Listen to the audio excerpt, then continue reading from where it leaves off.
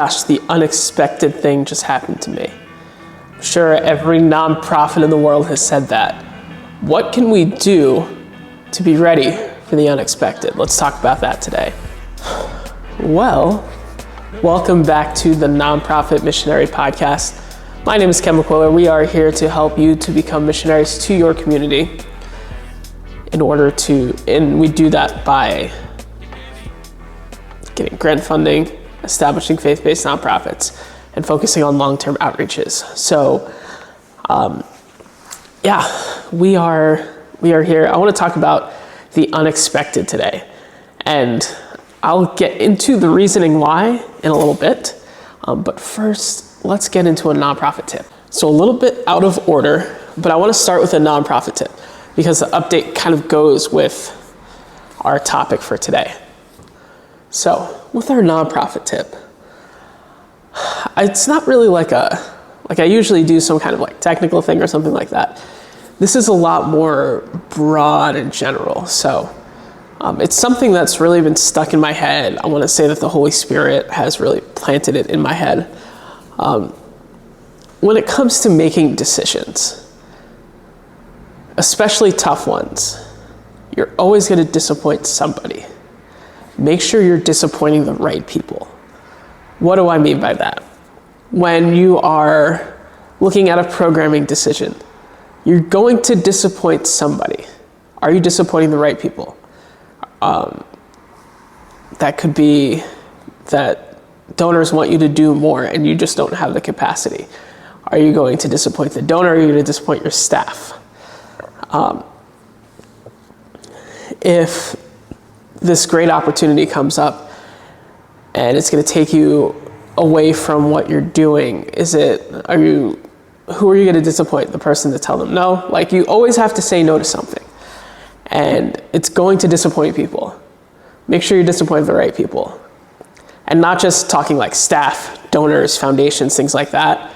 Because we talked last week or a couple weeks ago about whether or not it's okay to talk about Jesus.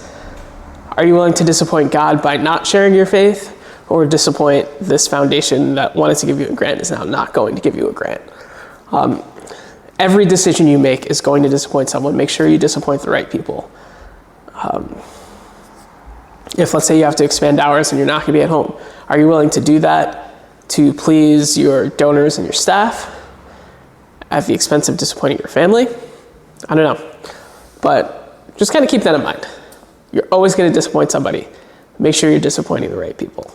So that's our nonprofit tip. Let's get into a little bit of an update, which kind of leads into why I think it's important to talk about this. This is a very selfish podcast. I'm just going to say it because my emotions are still a little frazzled by it, hence the coffee today. Maybe frazzled isn't the right word. I'm just very, very surprised at the happenings of this past week. So some of it was kind of expected. I'd hinted last week that I might have a bit of an update, but I did not think it would be this. So let's start with a more ministry-based one. So number one, the building right behind the coffee shop. It's been in the works. We've wanted to acquire it for a couple years now. And as of a week or so ago, it is officially in the hands of the Meeting Place Church. I liked how our area presbyter, Dan DeLombo, had said, it's expanding our campus. It's a duplex, 2-family apartment. Pretty nice space, definitely a little rough and needs some work in it. But we are also qualified for a matching grant to try to get that going. So we're making headway. We're trying to get this project going. The ETA on it, we're hoping by the end of 2025 to be done. But basically the vision for it would be transitional housing for people. We're not trying to be landlords long term. But if, let's say, someone has a lease that ends in September and they're September 30th, and they have an apartment lined up for November 1st. We can provide that gap space there. or if someone's trying to get out of a very serious situation like a domestic violence or a drug addiction or whatever, it can provide a safe place in that way. Also, it can house missions teams. We've had several in our small 2-bedroom apartment that's attached to this building. I can only imagine having a duplex, and also it has like separate entrances and everything like that. So we can have like a long-term intern, we can have missions teams, we can do like the boys upstairs, girls downstairs type of thing. It provides so many different great opportunities for ministry and continuing to just expand and broaden our vision. So pray with us. We're still in like the process of how much we need to raise in order to get all the materials, but also if you're looking for something to do on a Saturday, or looking for a missions team to do something, like, let us know. I'll just leave it at that. And that was expected, and that's not really like my announcement, so to speak, but it is an important ministry update. The next two are very personal and totally not expected. So we, last Tuesday, recording this on the 23rd, I don't even know the date. We're recording this on the 23rd. Last week, probably two of the most surprising things happened to me. Definitely all year. One is definitely probably the biggest surprise of my life. So last Tuesday, I'm going to give the short version because it's also going to be my Confessions of a Missionary. Like I said, very selfish podcast, and I'm very sorry for that, but actually I'm not sorry because it's my podcast. Last Tuesday, I was elected to be the assistant presbyter for the greater Cleveland area, which was something that I was not expecting at all. I was told a couple weeks ago that I was nominated, and kind of figured, oh well, this will be a fun game. And then because it's like an elected position by our area, and sure enough, I was voted in, and so it's an added responsibility. It's not replacing what I'm doing, but basically I will be helping our area, the greater Cleveland area, and also helping the network office in a couple of different functions and things like that. So I'm really excited and honored to be in that position, and it's still like really surprising to me that that this is what God has for me next year. And really, like, bottom line, it's not a position of power, so to speak, because quite frankly, I don't really care about having more power or authority. Like, is what it is. It really is just another opportunity to serve our people here in Cleveland. And any way that I can help, any way that I can be of service to people, I am totally down for. So, yeah, I'll get into kind of more of like the process from my end and how I was feeling and thinking through the whole thing. That's Confessions of a Missionary later. But then the next day, Wednesday, it's still absolutely surprising that it happened, honestly. So Shelby and I, we hadn't made a formal announcement, but we've told like friends, family, our church family, things like that we were having a baby. We found out like fairly early on,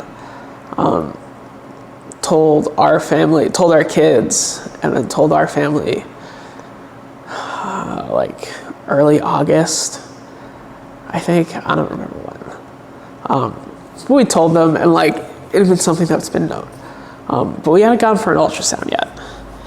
And we had figured that we would tell like the masses via social media after we have our ultrasound. And I went as far as to have a cute little picture all set up where the score is tied 2-2, boys and girls, in the tiebreaker, coming January 2025. And then, so we go to the ultrasound, and the technician lady is like, so this is your first ultrasound, right? Like, yeah. Yeah, so you guys are having twins. There are two heads there. So Shelby and I are just like absolutely stunned. Like we did not think there was any way we were having twins. And then like we go through like all of the anatomy scan. Both babies look great, mom's doing great. So that's exciting. But oh my gosh, like we were ready for having another baby.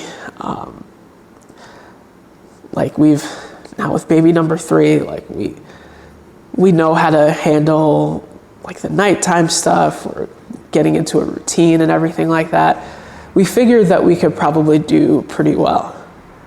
And then we get the news that we have twins. And it's just like everything that we thought we knew is out the window.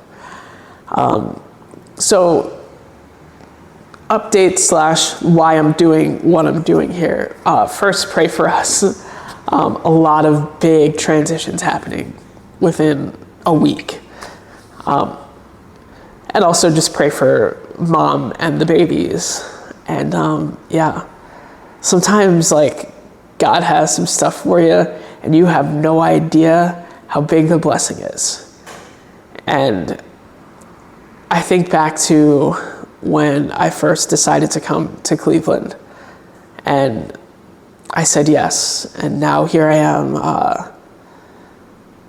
like 8 years later, and I'm so glad that I packed up my bags and moved to Cleveland back in 2016. It's just been quite the honor and quite the privilege to do what I do and to serve the Lord in such a capacity. And I'm really excited for twins. I'm also super nervous about twins. They're not sure if it's identical or fraternal. The technician is leaning identical, which also one of the thoughts that was going through my head was like, man, I really hope it's like a boy and a girl so we can easily tell them apart. And of course we could end up with identical twins. And I'm like, oh my gosh, I'm gonna mess up my kids' names. Oh my goodness. So it's exciting, but it also was absolutely surprising and absolutely out of nowhere. So how does this relate to the nonprofit world? Well, crazy stuff happens in the nonprofit world all the time. And I'm not even gonna talk about COVID because that's obvious. Like crazy stuff like that could happen. But financial stuff, let's say you lose a longtime donor overnight. Like a major donor. Major is not a specific number, it's a specific number towards you.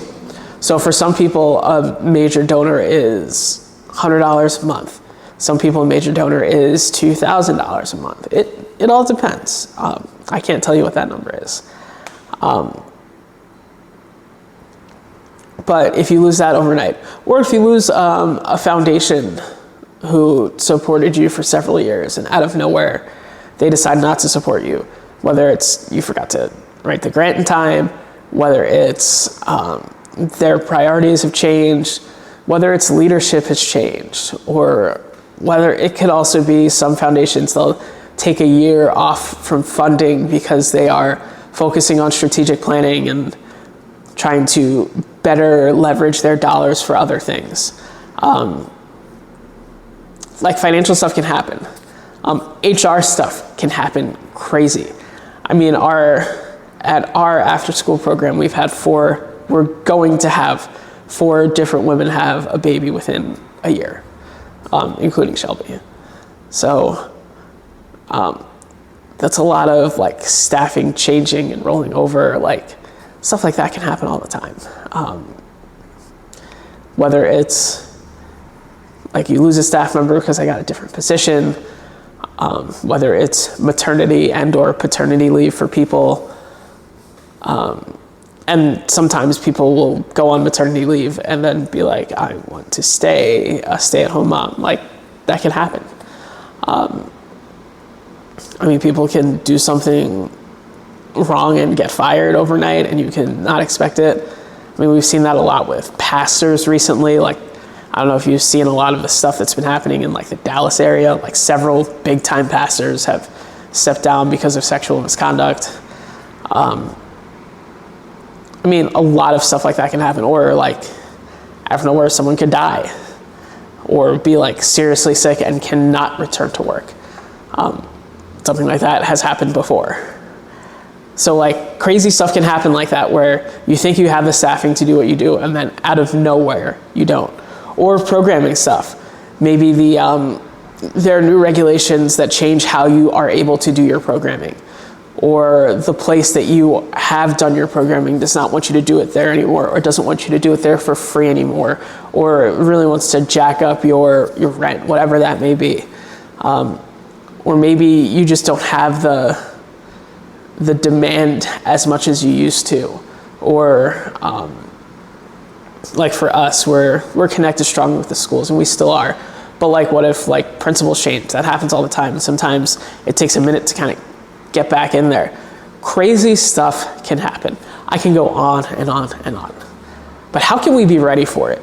How can we combat some of the crazy stuff that can happen in the nonprofit world?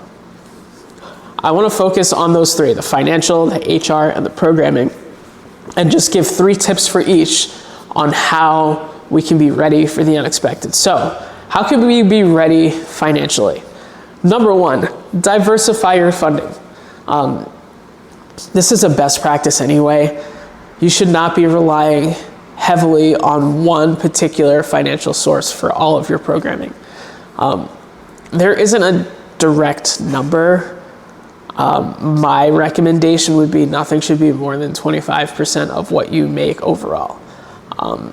So if you have a grant that's funding 50% of your mission, you may want to start looking at other funding sources in order to offset that, whether that's more grants, whether that's individual giving. If you have a way to do earned giving as well, or earned income, try to find ways that you can diversify your funding streams. If one person or one foundation has so much of your funding coming in, it could be a place where you rely heavily on them, and if they change, or if they move, or if they die, or the organization goes away, like, you can be in a tough spot. So make sure that you have a very diversified type of income. It shouldn't be coming from primarily one person or one foundation. Have people that are giving on a regular basis. Have different foundations that can help pour money into your mission. It's just important to have that diversified stream. And yeah, because the other thing too, let's say you do rely heavily on a specific foundation. That foundation will have a lot more control over what you do and say than you realize, because you're not going to want to do something that ticks them off so that they pull your funding. So you want to have that diversified funding stream. So that's number 1. Number 2 for financials. Keep 3 to 6 months savings. That's a best practice, like even for like personal finances, but you want to have probably about 3 to 6 months of expenses for whatever you may be doing. So that would include payroll, supplies, utilities, rent, things like that. You just want to have that just always as a fail-safe, because you never know when funding will end. I feel like one of the bigger challenges that I see with some organizations nowadays is they were relying so much on COVID dollars. And when those dollars ran out, because we are finally on the tail end of the pandemic and everything like that, then they didn't make a plan for it, and all of a sudden their organization got fat off the COVID dollars, but they didn't save any of it. 3 to 6 months of savings, I think it's just a great practice to have. And number 3, I think if possible, have an annuity fund. You should also try to have a way that some of that savings can continue to generate income for you. So if you have like a small annuity that can generate a few $100s a month, that can help create more sustainability. Having an annuity also is something that you can include if in a sustainability plan. So sometimes with foundations, they'll ask, how do you plan on sustaining this project beyond this year? Or if we can't fully fund you, will you be able to do the program? If you say, no, we need your money, they're probably not going to fund you. But if you say things like, we have a diversified income stream, we have 3 to 6 months saved up, we have these specific grants and individuals, and also we have an annuity fund that is there to help protect us. These can be critical in helping to continue to sustain your organization. So I'm not going to say if, when something financial comes up, and not just because a donor drops you, a foundation drops you, but an unexpected expense comes up. I mean, we're approaching the fall and the winter. Like, you can't do programming if your heater goes out. If you're doing transportation and the car breaks, then you're going to need to spend some money to help repair it. There are so many different things that you might need a little bit of additional funding for. So financially, I think having those 3 things in mind as you move forward, as we also are looking towards 2025, start to build that in. All right, so let's talk some HR tips here. Number 1, make sure you have the right policies in place. I would recommend making sure that you have an HR policy book, and start out with one. And as you go about the lifetime of the organization, you're going to want to look at it regularly and make sure that you're updating it and adapting it to whatever may be going on. I always use the example with bylaws, which is different, but a lot of bylaws had to be changed to add virtual component of meetings when COVID hit so that people could still talk virtually and it would follow the proper bylaws of the organization. There's stuff that comes up all the time, whether it's laws change, whether it's best practices change. I mean, we saw it with a lot of the places that were, you could do remote work whenever you want, now requiring employees to come back in 5 days a week. A big one here in Ohio has been how to respond with marijuana, because it has now become legal. That was a law that was passed last year. So, like, you can't say illegal drugs. You have to make sure that you are stipulating marijuana is whether you're allowing it or not, whatever. Like, you're going to want to have that in your manual, and it's something that you have to keep up. But having a general outline of what the policies and procedures are is always good, so that when something comes up, you know how to handle it. When someone is, say, unruly and wants to quit, what does the process look like? When someone is going on maternity leave, what does that look like? And also make sure that you're following all the laws that are in your state and also the federal laws. So, like, just as an example, with maternity leave, FMLA, Family Medical Leave Act, says that you have to protect an employee's job for 6 weeks if they've worked there at least a year. So if you have an employee that's worked there for 4 years, they go on maternity leave, you cannot fire them 4 weeks after they go on leave. And the other thing, though, is it doesn't say that you have to pay them. So I know sometimes people are like, well, do I have to pay them or not? It doesn't say that you have to. That's up to your policies. That's up to how you do your HR. But legally, you have to protect their job for at least 6 weeks. After that, you're not required to, but also you have to make sure that you're outlining that. And it's important to have that procedure in place so that you're not trying to wing it. And let's say stuff doesn't go well and you don't want to get sued and all that. So have those policies in place. If you're like, I have no idea what an employee manual looks like, my recommendation, start with ChatGPT. You can ask for an employee manual and it'll spit one out for you. You can ask as specific as like your industry, the name of your organization, what you do, and things like that. And when you do that, it can be very helpful as a template. Don't just say, ChatGPT, make me a manual, and then just send it out, and that's the manual. Like, go through it, make sure it kind of has your flavor, make sure that you have the policies that you want in place. The other thing, have succession plan, this is number 2, in place.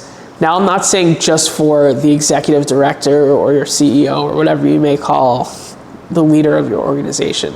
Have a succession plan ahead of time. One person should not be the only person that does anything. Whether it's fielding phone calls, whether it's social media, whether it's whatever.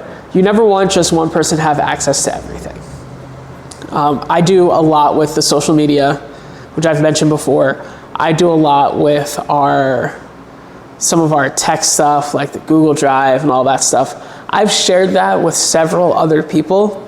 So in the case that I'm not able to do anything, they still have access to it.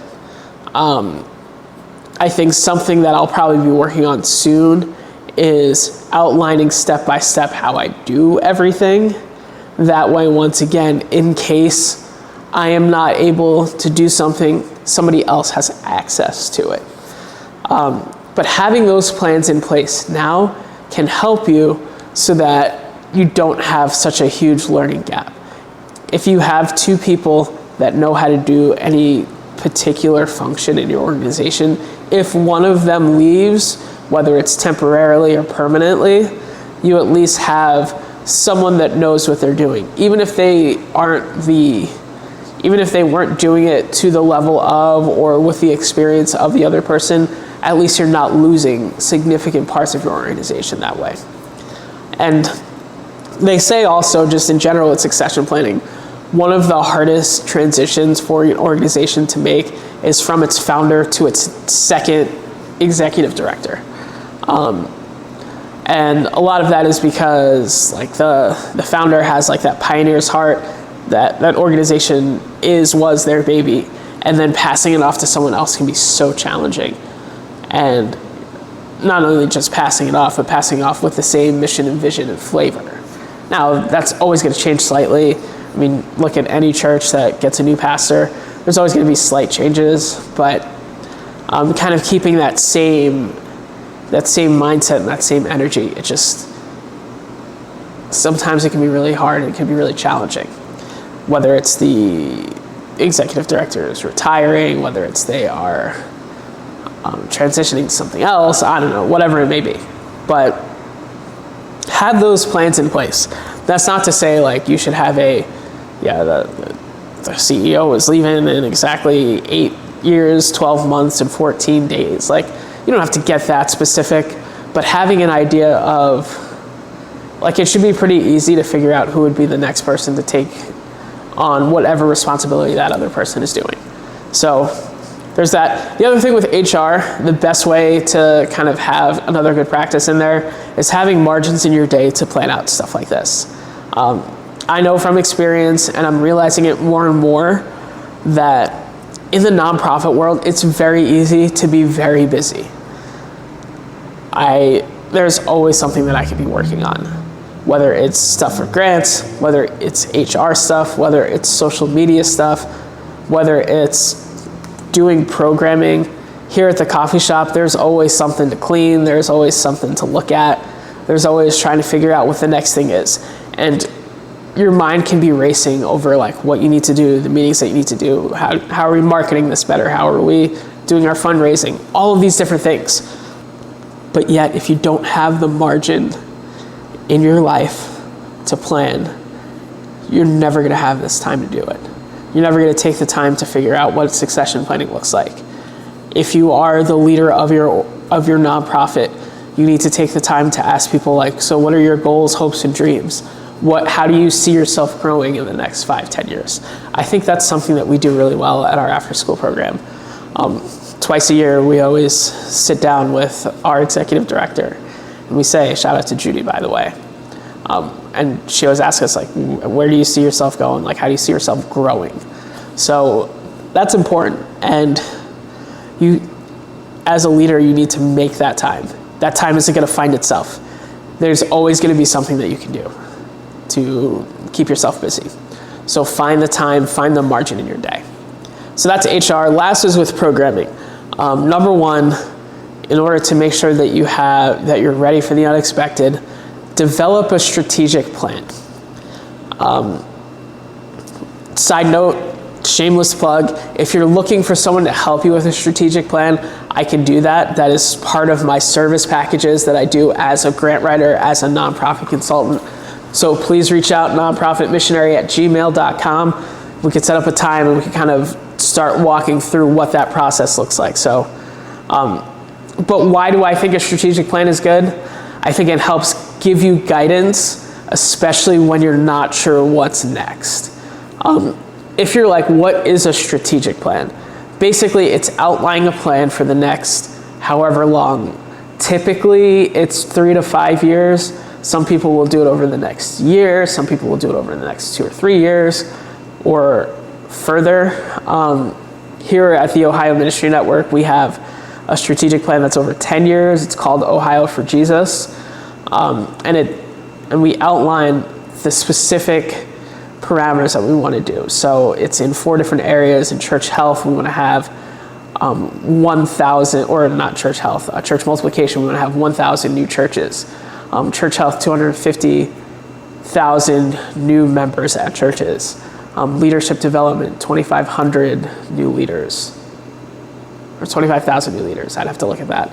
And then 300% giving in missions partnerships. So 300% increase in giving and sending for missionaries. And through it all, there's specific benchmarks that we look at and ways that we are doing that. So like every week, we should be praying for new missionaries to be sent out, or praying for our current missionaries. There's a very great system, I think, that's in place there. And it all started with a vision that happened back in 2017, I believe. And so the strategic plan was built and developed and launched on January 1st of 2020, a couple months before the pandemic hit. And there was no way of expecting the pandemic at that point, right? But I think it's really helped our network grow. It's one of the few networks in the Assemblies of God that has seen a net gain the last few years, especially throughout COVID, of churches. I think because of that I think the reason behind that is because we had a strategic plan. We knew what to fall back on as things got crazy. So I think if you're looking at how to avoid like when crazy situations happen, have a strategic plan. That can be your North Star to help direct everything that you do. So that's number one. Number two, when it comes to programming, send out regular surveys. And I'm not saying like every single time you have a program event, you need to send out a survey, but send it out regularly. I would say at least twice a year, if not once a quarter. And just reach out to your constituents, reach out to your clients, reach out to the people that you serve and ask them, how is this going for you? How do you feel about it? What's something that we can improve? That way you can have consistent feedback so you don't wake up 5 years later and realize that your program is archaic. Because that can happen too, where, especially you look at these last 5 years, the way that programming was done in every space 5 years ago is so much different from it is now. And if you're like, I don't know how to do surveys, you can create surveys very, very quickly through, I use 2 primary ways of doing that. You can make a Google form. We're big proponents of the Google Workspace, G Suite. It's free for nonprofits. So you can make a form and then have like a shareable link. What I really like about that is all of the data can then link to a Google Sheet that you can send to a shared drive that's all within your organization and within your house there. So that's one. Also one that I've used before, and I think it's pretty good too, and I've seen other organizations use it, is SurveyMonkey. I think I want to say it's probably a little bit more cleaner of a look. And I think both are basically the same as far as functionality and everything like that. But you can send it out. It'll give you the data. It'll give you everything you need. So send out regular surveys. make sure that you are staying in touch with those that you are serving. Last thing I want to talk about here is stay in contact with key leaders. And I'm talking about key leaders within your community. If you are consistently letting them know about what's going on, when a crisis happens, they'll be here to help you, and they're here to support you because they see the value that you have. It would be really hard to go to a foundation that you don't have a good relationship with and be like, hey, we need like $30,000 in emergency funding right now. Because they'll be like, well, what did you do? Like, how are you this awful with money? How are you this awful as an organization? No, they'll understand what happened. They'll understand your reputation, and then they're going to be willing to step in and help. It's so helpful, and it's so valuable too. Like anytime something bad happens, because crazy stuff can happen. And you want people to have your back. You want people to look you in the eye and say, we need your organization here. And the only way to do that is to continue to talk with people. Don't bug your key leaders. Don't be like texting them or emailing them about everything. But make sure you keep them abreast of what's going on. Shoot them an email every once in a while. Just ask them how they're doing. Just be that person that can help build those connections. So the unexpected can happen. Just be ready for it, and do whatever you need to do. So Confessions of a Missionary here. I do want to get a little bit more into detail about my journey of becoming assistant presbyter for the greater Cleveland area. So to kind of give some background, I'm not going to assume that everyone watching this is familiar with the Assemblies of God or the Ohio Ministry Network. So the Assemblies of God, which is the fellowship that our ministry is under, is divided up into several districts and or networks. The words can be interchangeable. I believe it's 66 or 67 different districts. And we are under the Ohio Ministry Network. Most of them are geographically based, whether it's one state or multiple states, things like that. But in the Ohio Ministry Network, we're divided up into 14 different regions, all geographically based. So there's like a Northeast section, North Central, South Central, Southwest, things like that. And then also all of the major cities have usually they have some kind of area connected to the city. So we are a part of the greater Cleveland area. And so each area has an area presbyter that kind of functions as like a pastor of the pastors there, as a great resource for different things, serving as just a way to help guide and direct those that need additional support. I had likened it to other people like a bishop, but it's not like that formal, because like a bishop is like a little bit more of like a overseer, administrator. This is kind of more of like additional help and support. And so each area has an area presbyter and also an assistant presbyter to kind of help support in that way. So the way that the process works, you have to be ordained to be qualified, and then you have to be nominated. I don't know who nominated me. They always do it anonymously. I have an idea of maybe who did it, but either way, when you get nominated, there's like then a committee that votes on 3, and then like the network will ask like, are you good with it, whatever, and so I said yeah. Honestly, I was shocked when I got the email. I was like, me? Huh? What? And then yeah, I went in thinking that I would not get it at all. I figured, well, this is kind of just a fun game, and I'm not going to get in God's way if he wants to make it happen, but I don't think it's going to happen. I did not see myself as much of a leader as I guess God sees me, and I guess as my other peers in the area see me as. So I was like, oh, well, someone else will get it. I'll just be the one that helps create a vote, so we're not just like sitting there for no reason. And then, and then we found out that, because then like the process, they nominate up to 3, but sometimes people will say no, things like that. So it was me and one other person, and I was like, he'll definitely get it. And then I was voted in, and I'm still just like surprised by it. I think I mentioned before, I start January 1st. I'm excited to kind of take on this new endeavor and kind of help serve our network in a different capacity. I also think it's just a way of just being able to talk with people and see how I can pray with them and be a part of other people's lives. I think also it's kind of cool that me as a missionary was voted in. And also being under 40, that's kind of a rarity. Maybe not, I don't know. And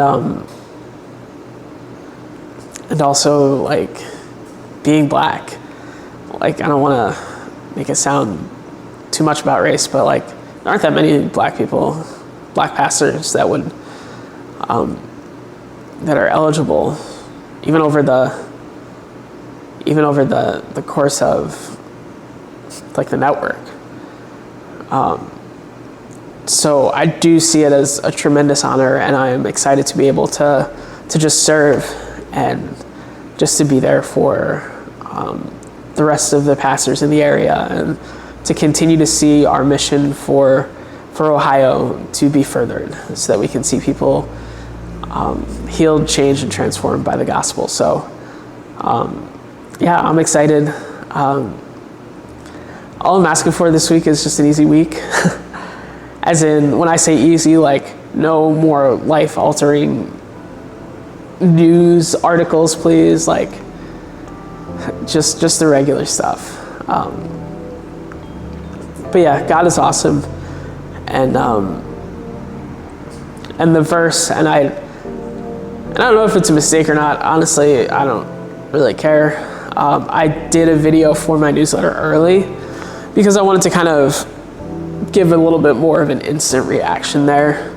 But the verse that keeps popping up in my head is Ephesians 3:20, where God, I'm going to butcher it, but may God do exceedingly abundantly all that you ever ask or think.